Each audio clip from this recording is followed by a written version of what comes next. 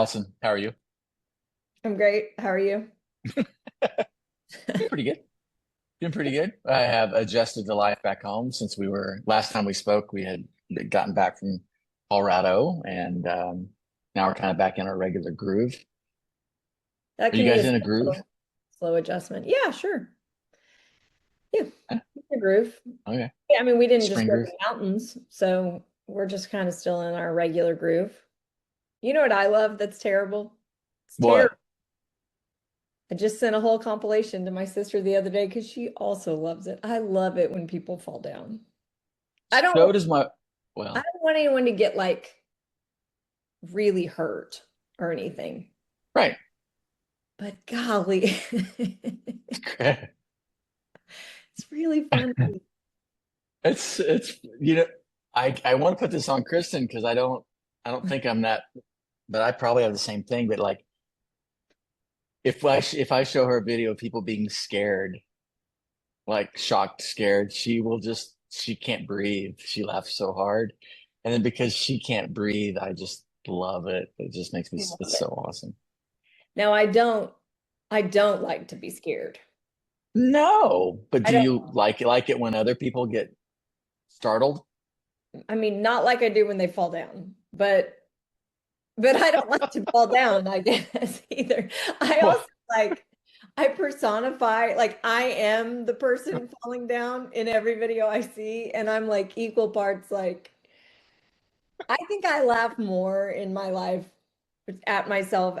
My automatic response to embarrassment is just hysterical, hysterical laughter. It's what if there was a compilation video of people falling down who then get the shit scared out of them after they fall that would down? be Kristen and I would pass away. We would laugh so hard. We We just would send you guys on a retreat and like your main sessions. You go to the sessions where you just that's watch all you do. videos, or then you might have actors that like Maggie could involve some of her community theater people, where they Yes. would just fall down and then get the hell scared out of them after they fall down. I sent a That's like helplessness on steroids. yes, I sent a whole video of it to Lindsay and I was like, listen, I don't know anything about what kind of day you had, but I am confident this will improve It's it. it's better than this one. And Yeah. now because this was not your day gets better. Being startled is weird, I think, because I get startled by my own team walking around the corner in my office, Yeah. and I have been thinking about like it's kind of half joke, but it's not always joke. But then like the idea that you scare me when you walk around the corner like is almost indicting on like I like that you're scary or something. Like Yeah, or I don't like that I do that. Like it's not cool. Like I'm like, like and yeah, but maybe it's more about you than them. oh 100, yeah, absolutely is. And so maybe we need to do like I don't know, like don't bikers have a bunch of rules about like left, like on On your your left. side or whatever. On your left. That's what we should do in our office, like because we've got a big L-shaped hallway. Be like, go around the corner. Yeah, You I'm know. coming around the corner. I don't Hmm. know.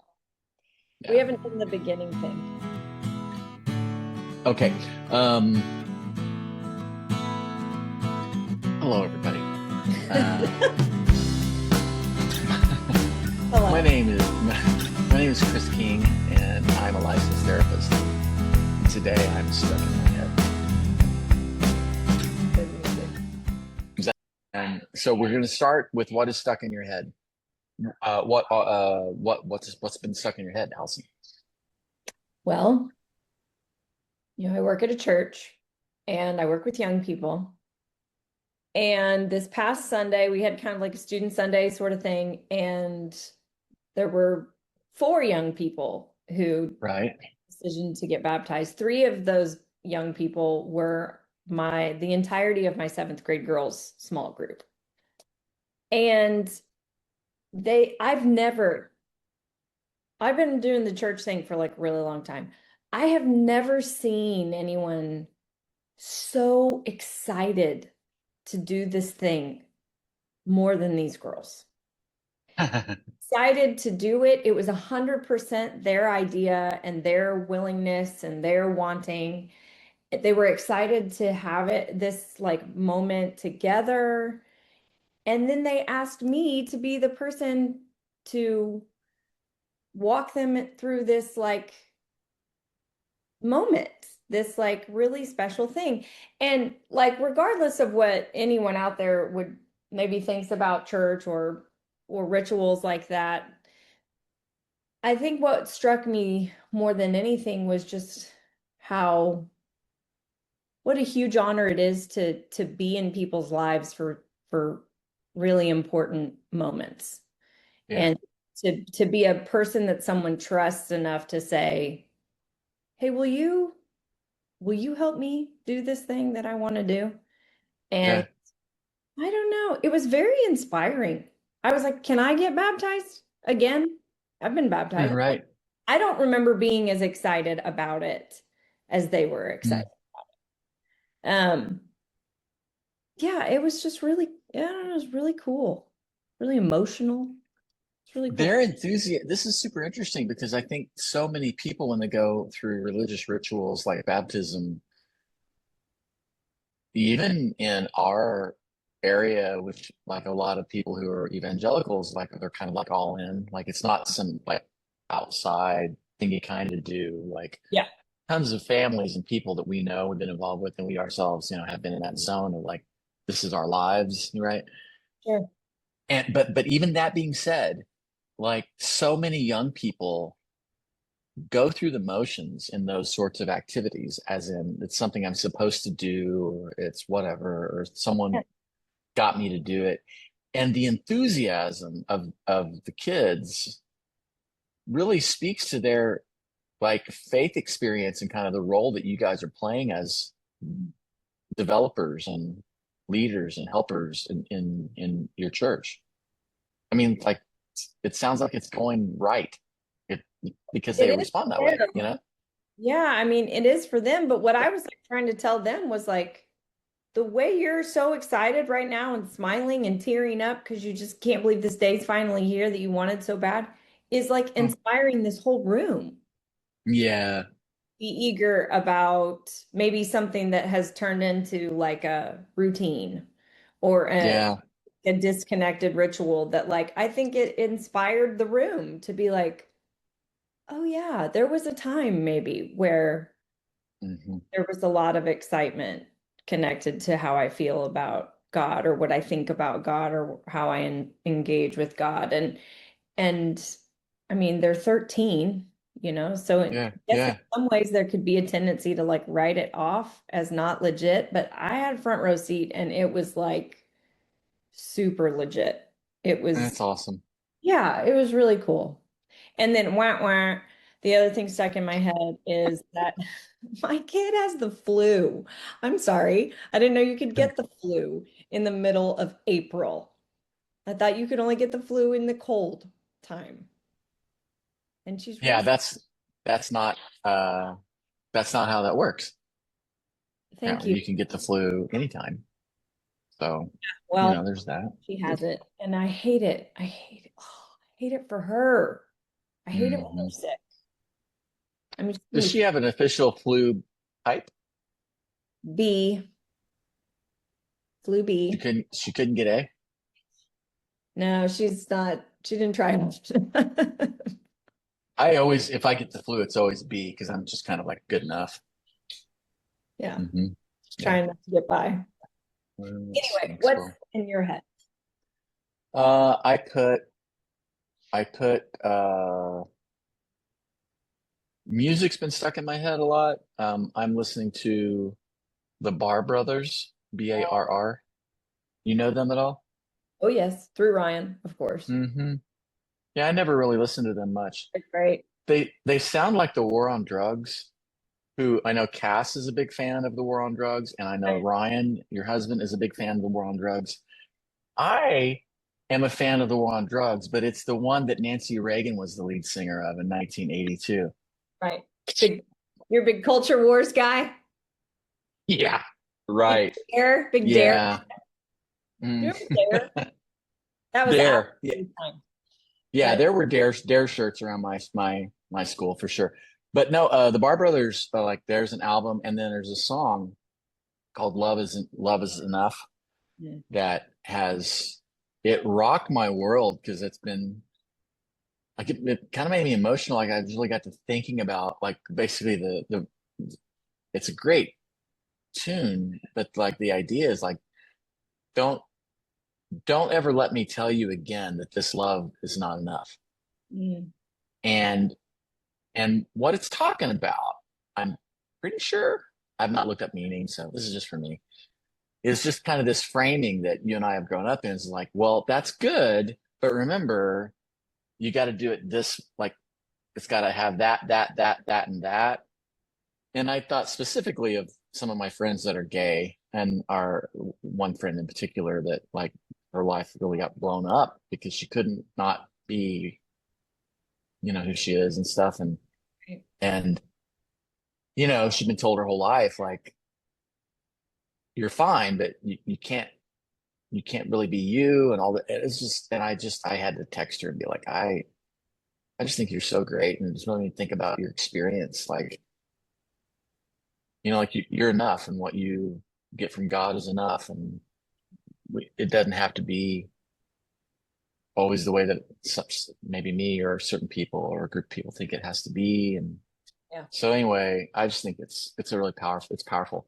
Their music's really great, and so And did you I just sup- stumble into it or someone showed and it to you? no, I stumbled it because I did it the way all the kids are doing it now. Like I have a Ryan Adams playlist, Oh, right. and then it popped on there, and I'm like, these guys are awesome. And Yeah. so then when we were in Colorado, I couldn't quit listening to this one particular album. So music stuck in my head. Snakes have been stuck in my head. Dan, Did I tell you last week about the snakes? no, you told me a couple weeks ago about a big one that was on the window. We had one on the window, and I think because it got unseasonably warm at the end of March. Oh, Like we yeah. had some days around here that were like 90, Right. you Hence, know? I am confused about the flu. Uh-huh. Yep. Yeah, right. And so we had three snakes that just took up residence on my porch. They were in a family because they were all plain belly water snakes, which look like cottonmouths, but they're not. Like if you look at them very carefully, you're like, because they smile. So Yeah, do they. I don't look at snakes very carefully typically. Right. Yeah, they're good snakes. But Drew would go out daily and kind of like take a lap around the back of our house by our back porch. And like there were times when they would like all three be out there. And I had built a little deck on the back of my wait for it, our covered porch, which has got like all kinds of places for snakes to live. Right. And I'm like, I basically built them a snake house. Yeah, a little And habitat. yeah, and like because it was rainy and warm, and so the frogs came out, so they had things to eat. So there was one, I mean, they were just like there. And they give me the willies, and I'm trying to be like, okay, look, like they're not gonna hurt me. Like, should we remove them? Da da da. I mean, newsflash, our house, which sits in the woods, has never had a mouse. And so I'm like, because they're snakes. Right. So we usually don't see that many snakes, which is odd. But I'm like, well, because I got a pond right next to my house, that's where they all hang out. But there was a week last week where we were seeing like two or three snakes a day, every day Mhm. on our porch or hanging out by our porch. And I'm like, yeah. And it made me like not want to go to the porch Yeah. you know, and I'm always like looking around for the snakes. So they've been stuck in my head. Fun fact, Stuck in I your think they head had all the, and they've been stuck in your yard yeah. slash And house. like we're shutting the dog doors down because we're like, I'm thinking they're going to come in my house, which has never happened. And I think the dogs, because we have vicious golden retrievers, Mhm. they don't ever come. And then, like after that week, like we just quit seeing them. And I think they just went to go eat other things. So Or I'm gonna they have to kind of let fix your my porch. Yeah, fix my porch and make it less snake friendly. Um, because I don't like killing snakes. I don't like it. Like I'm like they might scare us, but most of them aren't gonna hurt us. I just don't like killing. yeah.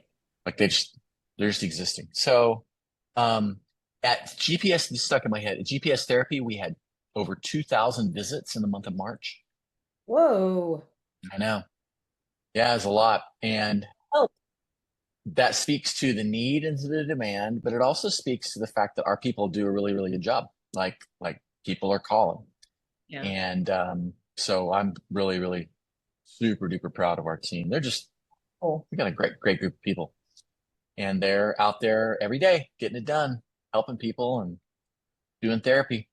And and lastly, the book project's been stuck in my head because like I wake up in the morning, I think about it, and if I can, I put a couple hours in.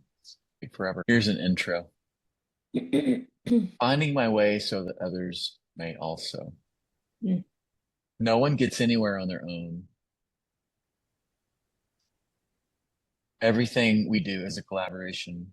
I wouldn't be where I am without the love and influence of so many, including Margaret King, Andy King, who changed her life as well as mine, the Ledbetters, the Elams, Tom Lenahan, Randy and Lena Blackwell, who gave me my first real job, and most of all, my wife of 33 years, Kristen King, my children, Maggie, Eli, and Drew.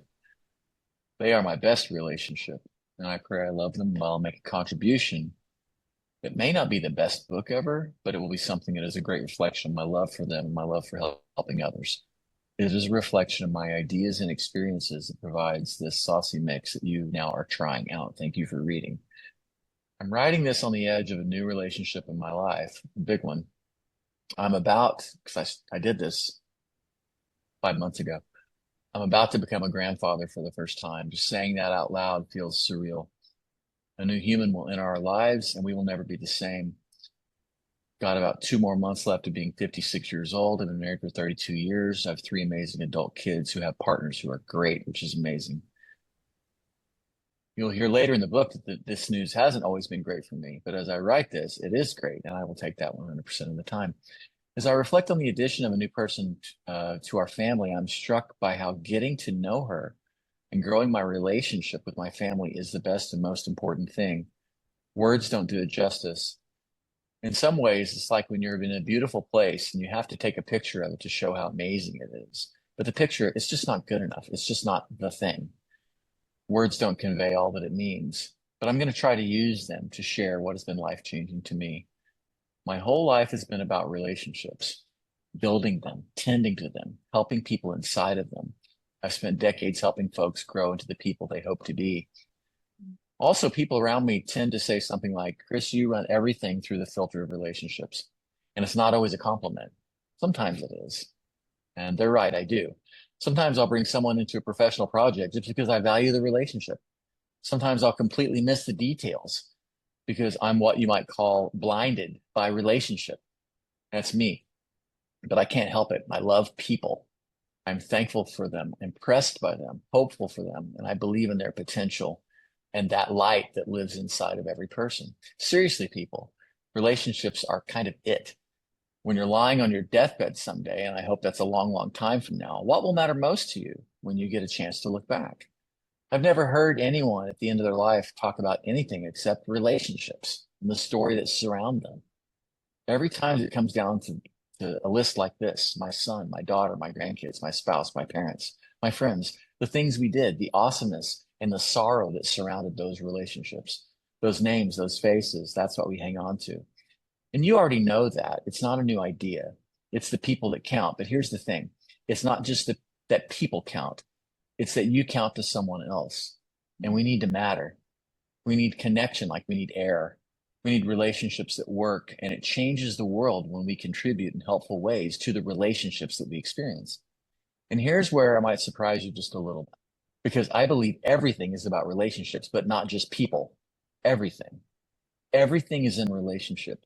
You and I frame our whole lives around where we stand in connection to other entities, to people, places, things, ideas. And we live inside this giant web of connections. And some of those threads stretch all the way out beyond what we can even see. God, the universe, mysteries, the wild unknown, whatever name fits best for you.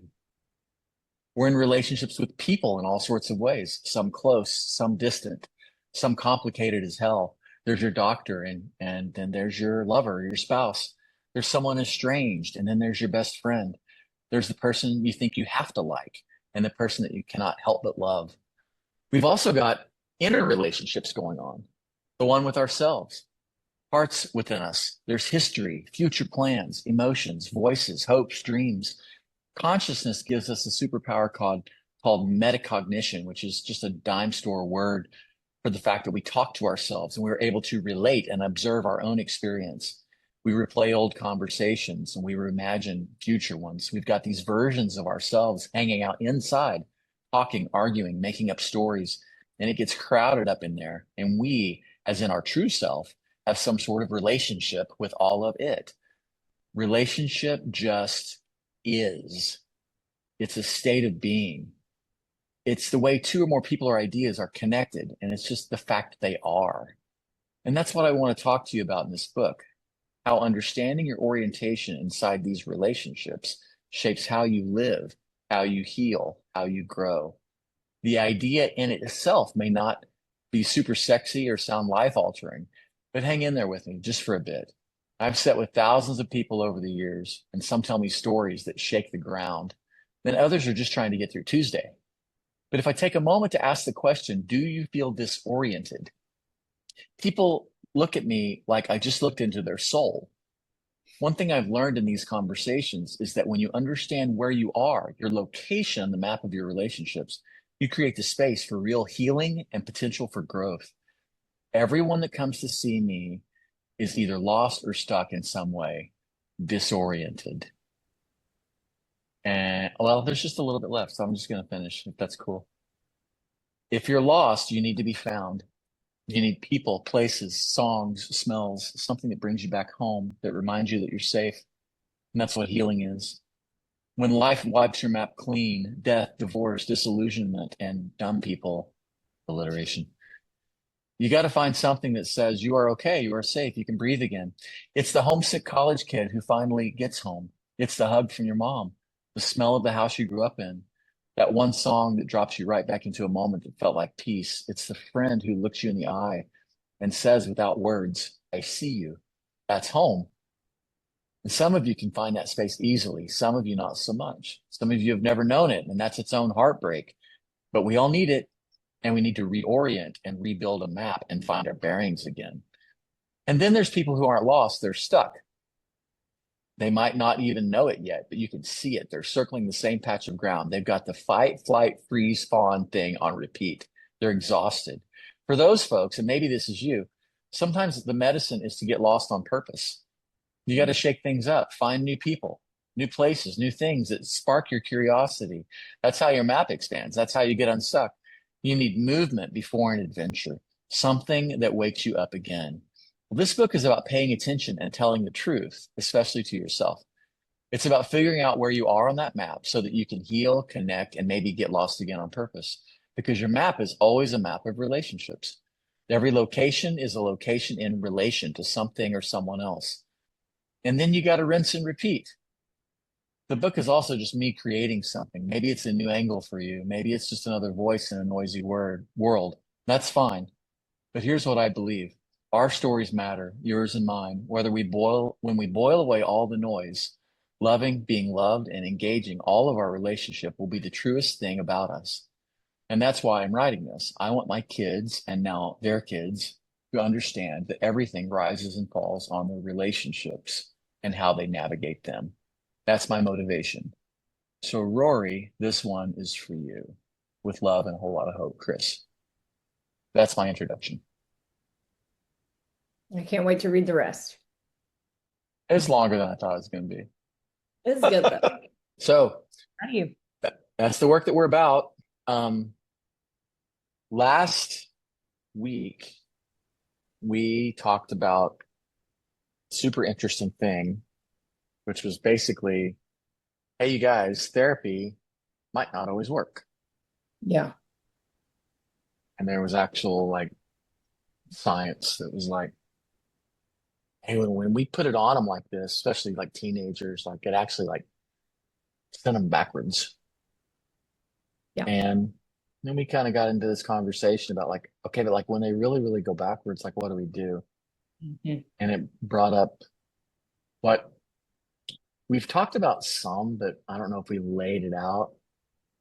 what do you do whenever your loved one is suicidal? Like, how do you handle that? What do you do? What's the right thing to do? What's the wrong thing to do? What have we done if we've experienced it with other people in our lives? You know, what is the struggle of that, and how can we help? Um, so, in true stuck in my head form, I'll ask you. Yes. When I said we are going to do this, like before we get to kind of like our list of do's and don'ts and stuff like that, what's been your experience in this area, and what does it do to you? What questions does it bring up? These things. Give me your take on all of it, please. I think, I mean, I would think it is number one spot. It holds the number one spot in every parent's mind or in every friend of somebody who seems to struggle with the low lows. It is the number one fear. Yeah. What if this person goes away? What if this person takes themselves out of the story? What if they, and then there's subsequent, I think then there's subset questions and anxieties and, that come after that. But, and I just think in general, we don't have a lot of practice saying our worst fears out loud for a variety of reasons. Like we maybe deep down have some like we would never really say that we believe like, well, I'll jinx it, but like we kind of believe we'll jinx it, like, well, that's on me because I said it out loud and so we never name it really and it just sits in us and it's holds this scary space. Um, we're afraid for the person, we're afraid we're gonna miss it, we feel like we don't know, like what you're saying, what do we say? What do we not say? I mean, I've had parents in my office ask me these exact things, what can I ask them that? Can I ask them if they're suicidal? If they're not, won't that make them what if that like puts the idea in their head? Like it wasn't even there and then I ask them and then now all of a sudden the idea is there and there's just so much fear around that question. And so I think it is important because there are resources that exist in the world that say, well, actually, not everything, it seems like sometimes there's very few things in when it comes to relationships or parenting that have like a formula. And this I wouldn't Mhm. say is a formula, but any kind of like tips or tools or feel really helpful, I would assume, or like kind of anchoring, right? When someone you love is like in this place, you're just like it feels, to use your word, I would imagine feels incredibly disorienting. Yeah. Yeah. Did you, I'm assuming that all your years of like youth ministry that you were a part of communities or impacted either directly or indirectly by suicide. Like For that's sure. happened more than once in your world, right? For sure. For sure. Yeah. Both, yeah, indirectly people where my immediate person was a friend of someone, Right. um, or a parent, um, Yeah. or and this is it has its own ripple effect in cases where it was someone from school that maybe my students didn't really know at all. Hmm. They feel bad about that too. I didn't even Hmm. really know them. I didn't ever say hi. Maybe if I had said hi, then, I mean, it kind of just shakes and ripples in all kinds of different ways. I, you know, with the way we've been doing the podcast this year, it's been a lot of you and me gabbing, which is fun. I think a lot of people enjoy that, and it's a window into some of the more important things that we talk about too.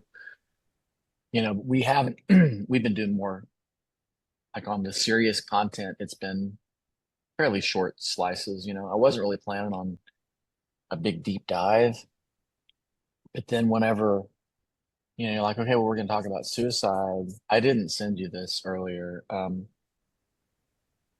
Do, where do you, this is the statistics or just, because I hadn't looked recently. Mhm. Where do you think suicide ranks in like number, like where as far as Cause of like death um of like yeah, like it's the blank cause of death in the US as far as on a scale. for all human beings or for a certain age range? Yes, no, everyone in the United States, according to the CDC. Give me a number. It's the blank cause of the fifth or the whatever. Ninth. Heart 11. disease, cancer, injuries, stroke. It's usually around 10, they said. So you were right. 9. Yeah. I So how just do thought that I did think that was crazy. I'm like, no way. So you, it is a leading cause of death and ranked much higher for younger people, 2 or 3 for ages 10 and 24. Um, I I just think that the fact that we live in a world where it's like how a lot of people die is just crazy. And in in working with people, families, particularly parents who have lost a child this way, like it is I don't know. Like I think you're right. Like it's just the worst nightmare. The idea that it's hard to understand how parents live through it, and yet they do. It's been some really good work on the grief side. But today we're not talking about the grief side. We're talking about maybe more about like prevention. You know, how to help the people that we love, like not attempt or not engage. And do we have a role? You know yeah, and in how that. to gauge as somebody who's around young people a lot, how do you gauge seriousness of there's a lot of extreme language, right? That people are always, I mean, that's not unique to this time. I think teenagers in general speak in hyperbole. They speak in one end or the other. Like, it's Mhm. the best day of my life, it's the worst day of my life. Yeah. I can't believe I got an F on this paper. I want to kill myself. It's like, okay, time out. Do you actually want to kill yourself? No, it's just like the worst. Like, Yeah. and so some of these phrases are like part of they're used Yeah. regularly. And I think we can err on the side of going, oh, there's joking. Yeah. Yeah. And That's maybe pretty normal. sometimes they are, and then Yeah. maybe sometimes they're not. Yeah. The thing about the brain that is a helpful belief here, like it's in our world in therapy, like we see this as real, is just that the brain is in the job of it's maybe I should say this differently. Like the brain is primarily concerned with survival, but it also is primarily concerned with keeping you safe. And so there is a, a, a a thought that gets generated in people's brains. Most people in the world have gone through a time of despair, maybe in their younger years, where they might have thought, this place would be better without me. Mm. And sometimes those thoughts become more specific.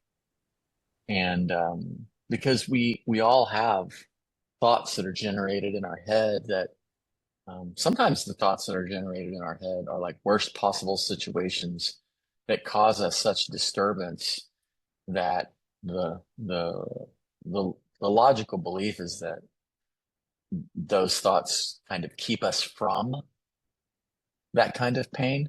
When we've got worst case scenarios in our brain, suicidality sometimes can fall into that category where you're like, no, I really don't want to, but like you think about it because you're like, and this is a thing that CAMS talks about. We'll talk about CAMS here in a second, but it's like that a way out and escape from pain, the brain, or you might consciously or unconsciously, like it's introduced as an option.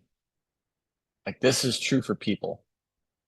And so whenever we when our kids or the people that we love are going through something terrible and we might suspect that, there's definitely some things to do and not to do that research has found, and also anecdotally in my work, like I've found, that like, yeah, these are good moves, and these are like not so good moves.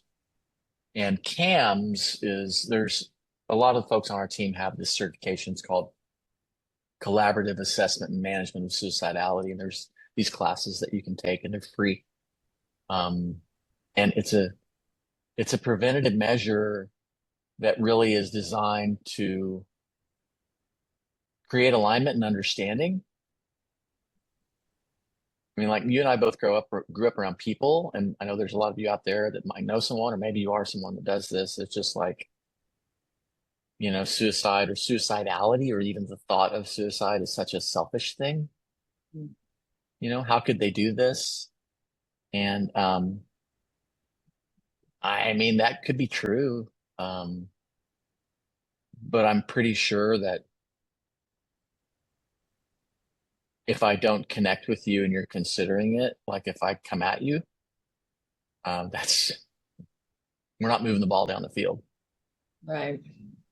Um, and our fear of making it worse by talking about it, or our fear of, I hear this all the time, like, oh, I don't know what to say. It would be better for me just not to say something. I mean, that's all real, you know.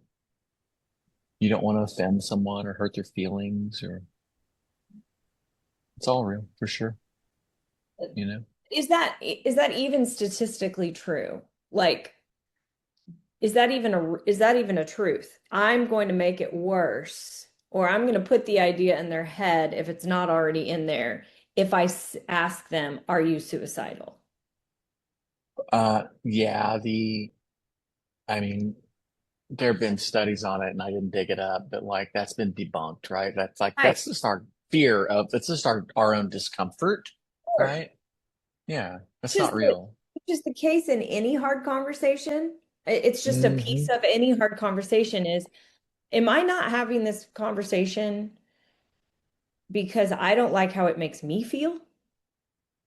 Maybe. Yeah, yeah, Okay. That's all right that to acknowledge that piece. And if we're talking about like a safety issue here, um, right. I, you want to talk about selfish. Isn't it selfish for me to not Mm. have the hard conversation because I Yeah, don't like how it makes me feel? yeah, And instead, yeah. like, risk that Hmm. so that you're Hmm. safe. And I realize, I know, so well, then somebody's not going to want to be my friend. Or what if they tell Hmm. me, I've heard this with students before, if someone tells me, they told me X, Y, or Z, but they told me not to tell anybody. And if I tell Yeah, somebody, then they're going to be so mad at me and they're not going to want to be my friend anymore. yeah, yeah, Um, maybe. yeah, yeah. We have to blow that up. It's our limits to confidentiality as a professional, but it's also like it falls into that category of like lawful mandated reporting. Like whenever people are in danger, like all of you out there, like when someone says they're suicidal, like you got to work with them to tell somebody that can help. Like all that's true, and there is risk. I think, you know, all of us care about people who are struggling, but most of us are terrified about saying the wrong thing. Sure. Yeah. So we looked at some notes that we use, and certainly when people come to us, like there's some of us that do so much crisis work that we know this like the back of our hands. And then there's a lot of us that don't do a lot of crisis work, that we have to kind of have people on our team and protocols, available, safety plans and stuff. The main thing with CAMS is there's three main things. Okay, there's a framework. Like number one, understanding before you intervene. Mm. So like suicide is about pain, not necessarily attention. Like making that judgment call, like I think they're just doing it for attention. We're missing the boat. or missing the point, even if that literally is happening, Yeah. like the pain that creates Hang that under dynamic, that. Yeah. that's correct, that creates that dynamic is the space that should be engaged. And so Cam's encourages curiosity.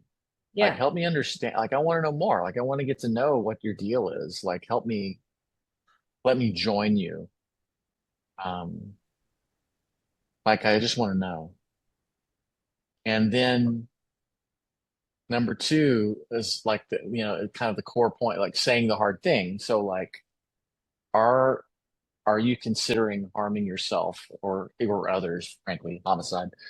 Um, are you suicidal? Like, is it a thing that you're just kind of comes into your mind, or is there more than that? Like, I want to know just because I want to join you on, like, as a human being and be helpful. And I'm not real sure how to fix the things, but like, you're not alone, that kind of thing. So saying the hard thing matters. Asking the question directly, they say, and research backs it up, like that saves lives. Yes. Like it literally saves lives. Um, I mean, just even on a way, way, way smaller scale, there's all kinds of things I've thought in my head. And then when I've said them out loud, I'm like, oh, no. Like, yeah, no, that's not true, or no, I don't really want to do that, or no, I don't really believe that, or whatever. Like, but locked in this head in my space all by myself, I can make a lot of things make sense and sound like a good plan. But the minute someone engages and I go, well, this is what I'm thinking, right, it literally, right, and in particular, in cases of this, it's like now that I've said it out loud, it's like, but I don't actually really want to. right. I don't really want to do that. What I really That's want literally is this pain to go away. to go away. That's literally an orienting practice, right? Because you participate not in isolation, you take the risk.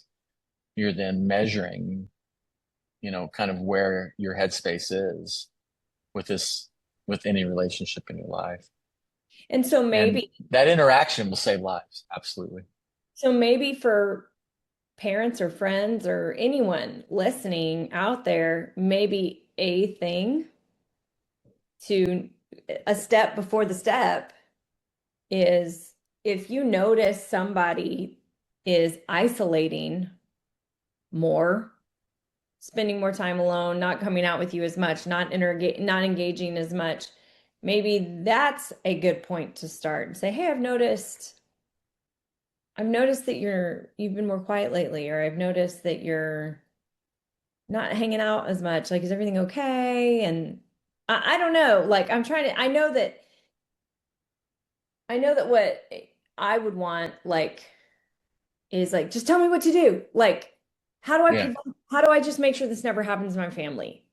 And it's like, well, I don't know that we can actually do that. And here are some things that you can always be on the lookout for. And and Well, the big thing you with say with that is teenagers, isolation. I know it's yeah, for sure. But and like the big thing with their teenagers, and then isolation. also, I mean, yes, it's so tricky and like it's hard because like the number of parents that you have talked to and that I have talked to, they're like, our kids won't come out of the room. They won't talk to me. I'm like, it's Yeah, ridiculously normal, right? I know. Yeah, it's really hard. But one of the things that particularly teenagers and adults do is that they work with us verbally, and it's usually not super direct. They toss hints because they want to have a conversation, but they don't. And it might sound something like, and it might be direct. I wish I wasn't here. They'd be better off without me. But it could be like, I just don't see the point. I'm just tired of everything, Yeah. or maybe joking about it in like a way that feels a little off kilter. Which I guess joking about it at all is off kilter, but those, and so when we get those opportunities, when we pay attention, like that's our chance to kind of go, hey, are you okay? Like, help me understand what's going on, you know? Yeah. Um, if it, if emotionally, right, excessive sadness or numbness, a lot of shame or self-hatred or like that kind of thing, behavioral changes, withdrawal, loss of interest, all of those things are real. But then high risk behaviors, I mean, like, dude, like people either act out or they act in when things are going south. And Yeah. sometimes, especially our teens, they act out. Like, you know what? F it, man. And or they'll engage in like self-harm, cutting, things like that, which is not always about suicidality. But and it gets back to something that you said last week a lot, which is just like really our only way to help is pay attention. Right. I mean, oh, they did an unusual thing. Well, like I need to notice and ask, Yeah. right? And be curious, which is the CAMS thing. Yeah. Well, let's talk about that, Allison. What does it mean for you when Cam says ask the hard questions and then they're talking to us about staying collaborative? I mean, like in your experience, what does that mean? Yeah, I'm with you in this. I'm not, tell me more. I want to understand. I mean, it's collaborative. This is about, I'm not trying to take over. I'm not trying to fix it. I'm not trying to tell you, oh, you're probably just overreacting or, oh, don't worry, it'll be fine. I'm sure it'll all work out. Like, this is not the time for like platitudes and it, it's, it's just sitting in it. Right. And obviously, if when or if there is real substance like oh this is legitimate, there is an expressed desire and it sounds like a plan Yeah. that we act. I mean, there is action that needs to take place, and like what does it look like to sit with them in that piece of Hmm. it too. Yeah. Yeah. So like the idea This of number, I'm going collaboration, to sit right here with you when we call this number, or that's mhm. we're going to tell. Can we tell your folks that I would really love your folks to know this? I'm happy to sit right here with you when that happens, or um those kinds of things is when I think of collaboration, those are the kinds of things that come to my mind. I mean, yeah. And we collaboration is about helping people move into a new space, you know? It is about reorienting because like I'm doing this on my own, I'm doing this on my own. People want to understand. When I've got someone else on my side, like sometimes movement is possible. And also like the reality of what our status is can shift because of like collaborative conversations. What I mean by that is that when you're helping someone feel less alone, do the best that you can. Again, when you're don't try to be a therapist when you're not a therapist, right? Don't operate like you have a license or have passed tests or whatever. But anyone can be there for someone. And it's not only helping someone feel less alone, it's introducing them to a new reality, i.e., encouraging professional help. Sure. Like, like, no, this is like good. I mean, I don't want you to miss out on what might be real, even as soon as like next month or next year. Like, staying alive for that matters. And so when we collaborate and we normalize the idea of getting professional help, um, like that expands the reality potentially, like if people are engaged. And then lastly, like I think, yeah, like you said, like knowing when it's urgent. And so like plan intent means like I mean, guns are not helpful here. Like it makes it super easy. And so are they around ways to make that happen? Do they have a plan or any intent? And if this is true, then we've got to stay with them.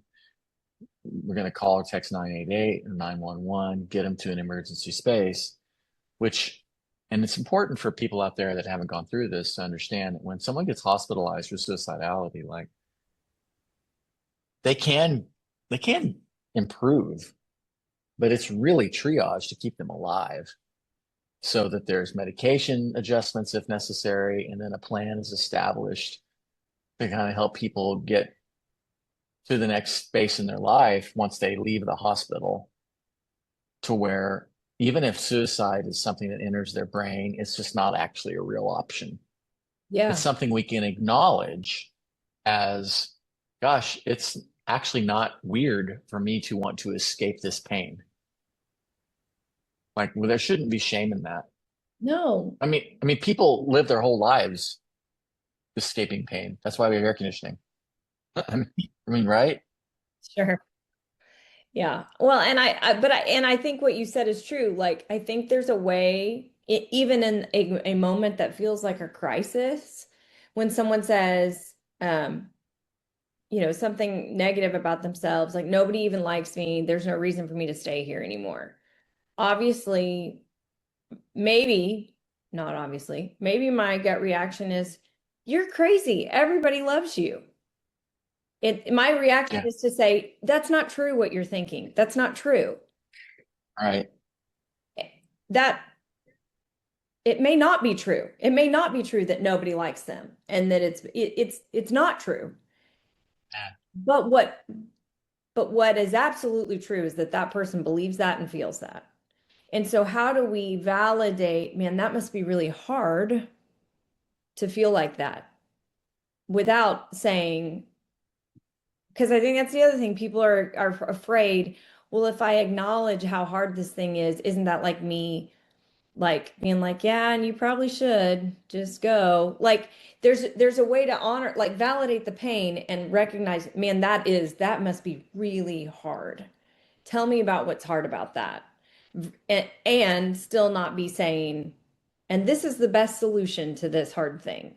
Like, Well, right. And I so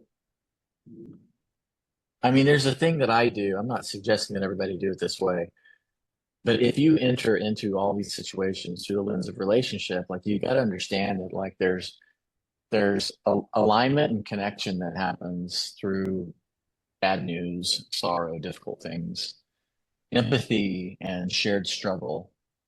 Like if anyone has ever done that for you, it helped you. no. I feel not alone. And they didn't even have to offer answers. We do need answers in our lives. My suggestion is this is on the one hand, help me understand. I want to know more. I'm on your side. I wish this wasn't a thing. Mhm. But tell me about it. Like, let me sit with you. Let me get someone else to sit with us that, you know, is good at this, that knows things and that can keep us safe. And then on the other hand, it's not an either or thing. It's not to cover up the all this bad news. There's another reality that also exists, which is that I hate that you feel this way and that you think these things. And I also believe there's a reality beyond it that where, there's a day where your life, you maybe don't feel this way and there's things to live for, and I'm going to keep working towards that with you. Mhm. Like there can be hope. Maybe now it's not maybe the perfect time to talk about it. I'm on your team and I'm glad to be with you now.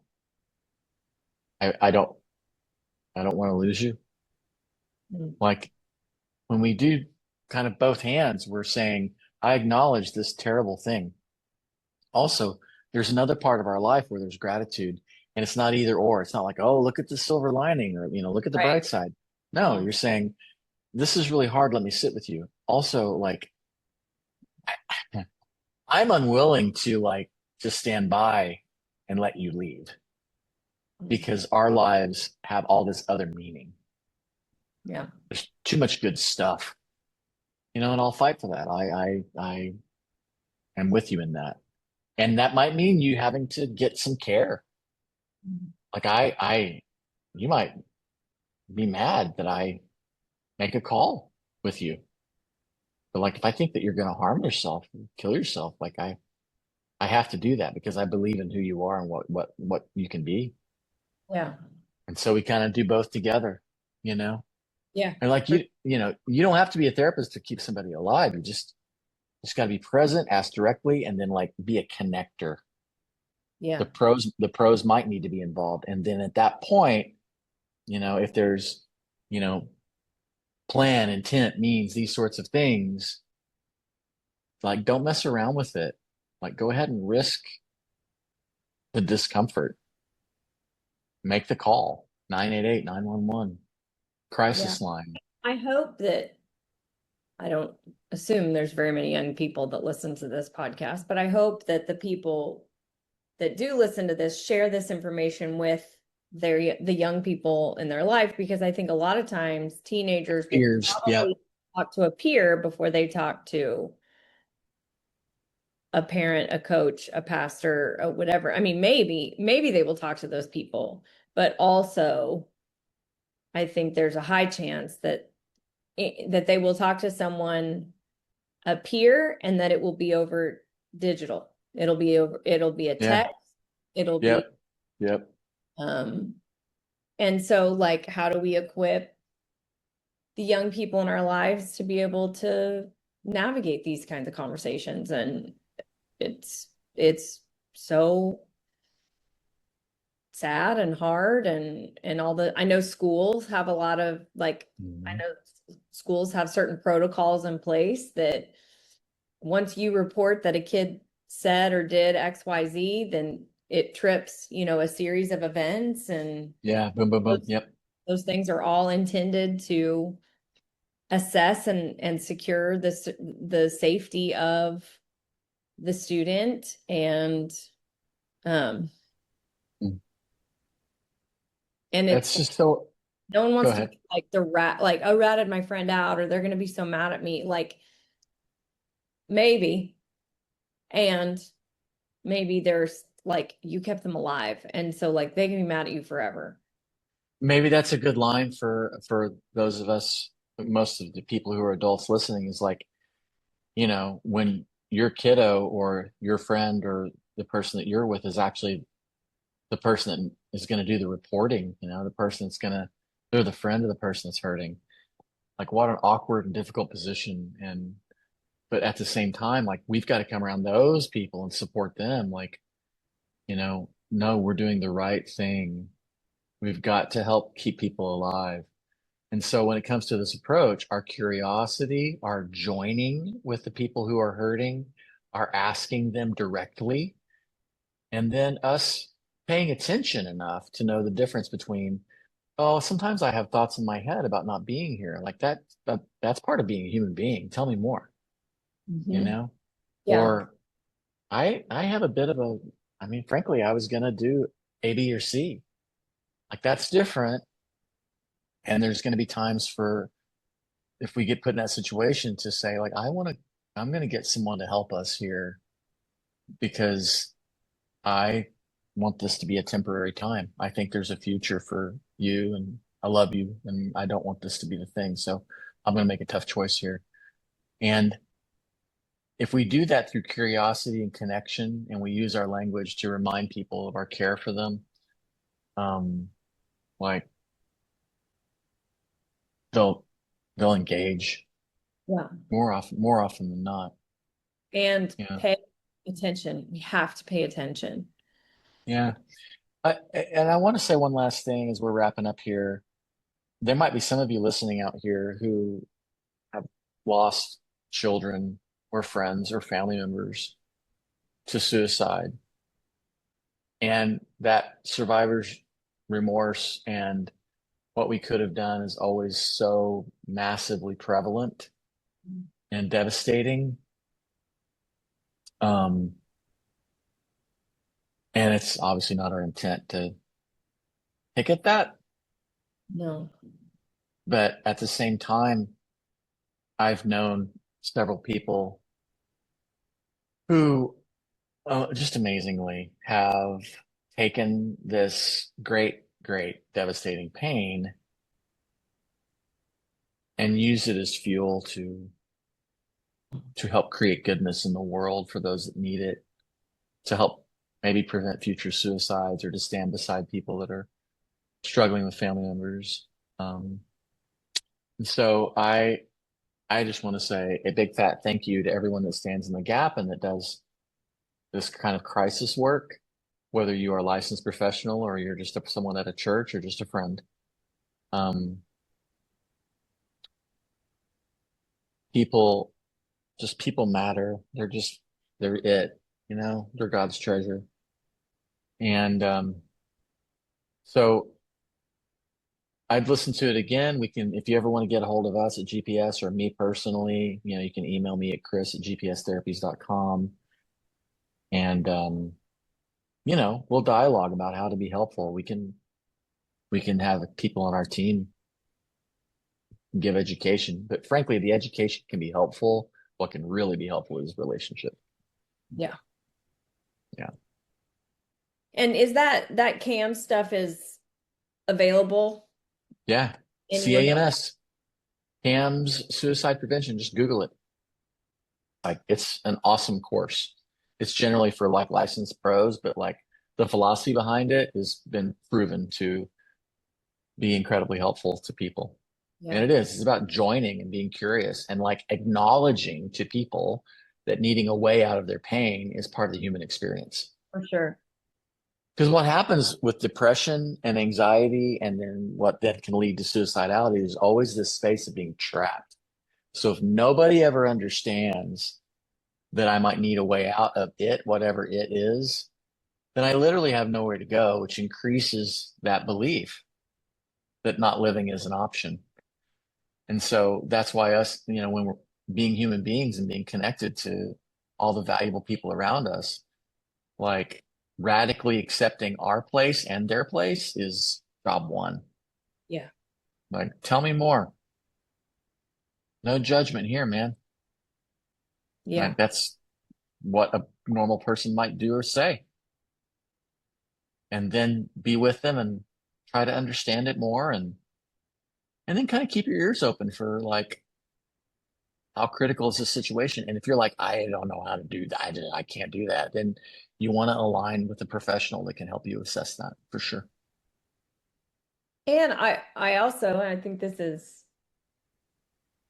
maybe worth noting, I don't know. I have over the course of my time also worked with students, a handful of students who had suicidality, who went and got checked out, and at the end of the day, they were on medication that was, I mean, it was a medicine side effect. Yeah, that And was, yeah. yeah, Mhm. they were just on the wrong medicine and they got reevaluated and they pulled them from, and no less scary for themselves or their parents or any of that. But, you know, when we try to make assumptions about what's going on, sometimes we just don't know what's going on. And so That's correct. inviting the right people to the table who can help us see things from a different light, go, oh, wait, I know what's going on here. When did you say this Yeah, started? Yeah, that yeah. coincides exactly with when they started this medication. Let's try this first. And, I mean, Mhm. these kinds of things. Yeah, that's real. I think if I want you guys to remember anything, it's like basically behind every statistic is a person who needed connection, right? And like that's where our prevention is. It is about relationships. Sometimes the people won't talk to us. So be it. Make yourselves available, be a compassionate connector, and pay attention, right? That's what we want to do. You got anything else today? No. Heavy stuff. But I don't know about you, but I'm here for it. Well, I just was here for it, so I guess so. Hmm. We have been here for it. We're just here for Uh, this. the blessing says this that we've been repeating, which is like that I'm no more important than anyone else in the world. And so I need to take care of other people, which is what we're talking about today. Also, I am as important as everyone else in the world, which means that I need to take care of myself and ask for help when I need it. And so let's give that dignity to each other and to ourselves um, in the coming days. Can I get an amen? Amen. And I promise you, if there is someone who's listening to this and you are in a bad spot, Yeah. I promise you, you are more loved than you realize. And tell someone. And I believe you will be met. You will be met in that space because you are as important. That's right. As everyone else. Amen. Amen. You guys, thank you for listening. Remember to share this with anyone that needs it. And we appreciate your support so much. We will be back in a week. 1 week. Love everybody. Everybody love everybody. Everybody love everybody. ELE forever. Come on. Thanks, Alison. We'll see you.